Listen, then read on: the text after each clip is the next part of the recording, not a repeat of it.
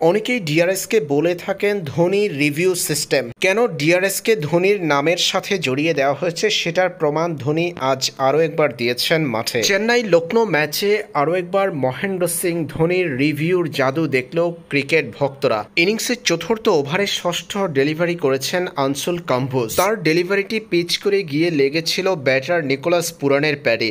এলবিডব্লিউর আবেদন করেছিল চেন্নাই সুপার কিংসের সেই বোলার, তবে তাতে সাড়া দেননি অনফিল্ড আম্পায়ার। এরপর আম্পায়ারকে চ্যালেঞ্জ জানিয়ে রিভিউ নিয়েছেন মহেন্দ্র সিং ধোনি। ধোনি সে সময় হাসলেন আম্পায়ারের দিকে তাকিয়ে। ডিআরএস মানেই ধোনির রিভিউ সিস্টেম, সেটার প্রমাণ মিলল রিভিউতে দেখার পর। আরও একবার ভুল প্রমাণিত হলেন অনফিল্ড আম্পায়ার।